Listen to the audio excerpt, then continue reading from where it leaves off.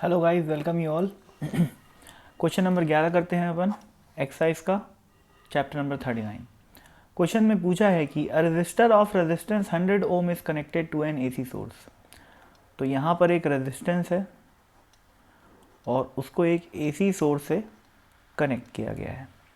Resistance की value R is equal to 100 ohm दे रखी है और एसी सोर्स में जो ईएमएफ का वेरिएशन विद टाइम है वो है 12 साइन 250 पाई टी। ठीक है, यूनिट्स को नहीं लिख रहा हूँ क्योंकि ज़रूरत नहीं है, सब कुछ ऐसा ही में दिया हुआ है ना। पूछा है find the energy dissipated as heat during t is equal to 0 से लेकर t is equal to 1 milliseconds. Maximum लोगों का आंसर गलत आया होगा। क्यों गलत आया होगा? क्योंकि उन्होंने पी एनर्जी कंज्यूम्ड बराबर लिखा होगा पी एवरेज इंटू टाइम। तो पी एवरेज निकाल दिए होंगे, I R M S into V R M S cos phi into power factor. ठीक है, तो क्या आया होगा उनका वी आर एम एस आया होगा 12/√2 और आई आर एम एस आया होगा 12/100√2, है ना भाई।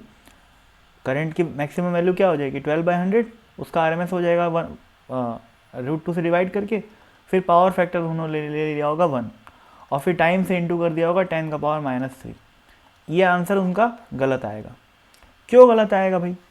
क्योंकि भाई ये जो पावर एवरेज इंटू टाइम करते हैं अपन, ये बहुत लंबे टाइम के लिए होता है। और ध्यान दो कि यहाँ पर सिर्फ 1 मिली सेकेंड की बात हुई है और ये 1 मिली सेकेंड उसका एक टाइम पीरियड भी पूरा नहीं कर पा रहा है। क्योंकि अगर मैं 250 देखो इस क्वेश्चन में, इस चीज़ को देखो 250 पाई को, ओमेगा की वैल्यू कितनी दी हुई है 250 पाई। तो मैं इससे टाइम पीरियड कैसे निकालूं? ओमेगा क्या होता है 2π/t इज इक्वल टू 250 पाई। ठीक है, पाई से पाई काट दिए, है ना। तो टाइम पीरियड की जो वैल्यू आ रही है वो आ रही है 1/125, यानी कि टाइम पीरियड की वैल्यू आ जाएगी ये 8 × 10⁻³ ठीक। तो अपने को पास अवेलेबल टाइम कितना है? सिर्फ 1 मिली सेकेंड, जबकि टाइम पीरियड क्या है 8 मिली सेकेंड। तो हमारे पास जितना टाइम है वो एक टाइम पीरियड का 8वां हिस्सा है। ऐसे केसेस में अपन पावर एवरेज इंटू टाइम नहीं निकालते एनर्जी निकालने के लिए, ठीक है ना। ऐसे केसेस में अपने को बेसिक इंटीग्रेशन से जाना पड़ता है। क्योंकि सोचो भाई, ये मान लेते हैं साइनोसॉइडल वेरिएशन है करंट का, ठीक है, और ये पूरा टाइम है टी, ठीक है। तो सोचो अब t/8 कहाँ से कहाँ तक आएगा? यहाँ तो मैं ख़त्म हो जाएगा, ठीक है ना भाई। तो यहाँ पर अपन पावर एवरेज इंटू टाइम करके एनर्जी नहीं निकाल सकते, ठीक है ना। वो जो पावर एवरेज निकालते हैं, पावर एवरेज का जो फॉर्मूला आता है V R M S into I R M S into power factor, वो एक कंप्लीट साइकिल के लिए आता है। तो वो फॉर्मूला आप किसी पार्ट ऑफ साइकिल के लिए यूज़ नहीं कर सकते, ठीक है ना। ये समझने की बात है। हाँ, वो यूज़ तब हो जाता जब अपन कम से कम 4 × 10⁻³ टाइम देते। अगर मैं पूरे इतने के लिए बात करता, हाँ, पूरे अगर मैं इतने एरिया के लिए बात करता तो इसमें वो पावर एवरेज का फॉर्मूला काम आ जाता, ठीक है ना। क्योंकि इतने पार्ट में और इतने पार्ट में जो एवरेज पावर आता है वो सेम आता है, ये समझने की बात है। और बहुत लंबे समय के लिए अगर मैं पावर एवरेज निकालूंगा तब तो कोई दिक्कत ही नहीं है। अगर एनर्जी निकालनी हो तो पावर एवरेज इंटू टाइम कर दो, ठीक है ना। तो आई होप आपको ये समझ में आ गया होगा कि आप जो कर रहे हो उससे गलत आंसर क्यों आ रहा है ना। अब सही आंसर कैसे निकाले भाई, देखते हैं। सही आंसर अपने को निकालना पड़ेगा इंटीग्रेट करके, ठीक है ना। तो इंटीग्रेट करेंगे,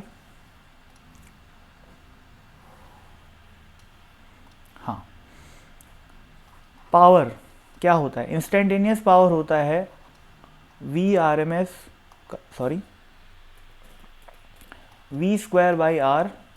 V क्या है? इंस्टेंटेनियस वोल्टेज है ना।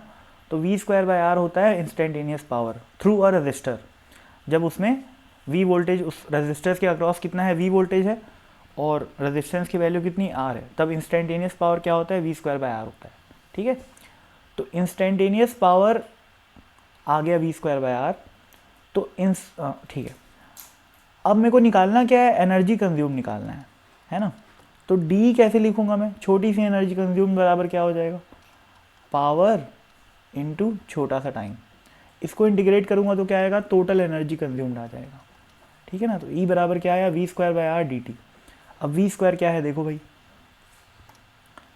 ये है v, EMF और v वही होता है ना, E और v एक ही है, तो ये आ जाएगा 12 का square sine square 250 pi T, है ना, अपॉन r, और यहाँ पर आ गया dt, और इंटीग्रेट करेंगे कहाँ से कहाँ तक, 0 से लेकर 1 मिलीसेकेंड तक, ठीक है। तो वैसे तो इंटीग्रेट कर सकते हो आप लोग अब आगे, पर फिर भी मैं करके दिखा देता हूँ। देखो 12 का स्क्वायर 244 आ जाएगा, सॉरी 144 आ जाएगा, ले देके 12 × 12 ही लिख लो, है ना। ये r कांस्टेंट है, बाहर आ जाएगा, r की वैल्यू 100 है, ठीक। साइन स्क्वायर 250 पाई टी को मैं क्या लिख सकता हूँ, इसको मैं लिख सकता हूँ 1 माइनस कॉस ऑफ 2 थीटा। तो 2 × 250 करूँगा तो क्या आएगा, 500 आ जाएगा, 500 पाई टी अपॉन 2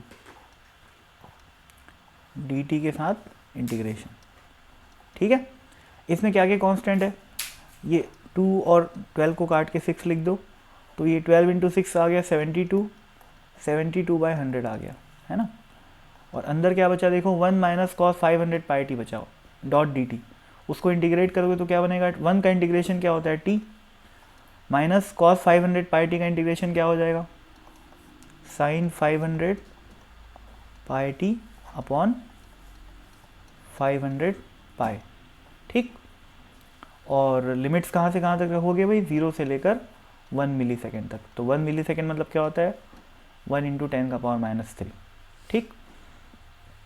तो ये क्या बन जाएगा, 72/100। किसी को कैलकुलेशन में इंटरेस्ट नहीं हो तो वो वीडियो को पॉज करके निकल सकता है ना भाई, अपन तो कर रहे हैं टाइम पास। तो टाइम में लिमिट्स रखोगे 0 से लेकर 10⁻³ तो क्या आ जाएगा भाई, 10⁻³ माइनस यहाँ पर साइन 500 पाई × t, t की वैल्यू है 10⁻³ तो 1/1000 बनेगा, तो 500/1000 क्या हो गया 2, 1/2। साइन π/2 कितना होता है, 1 होता है, ठीक है।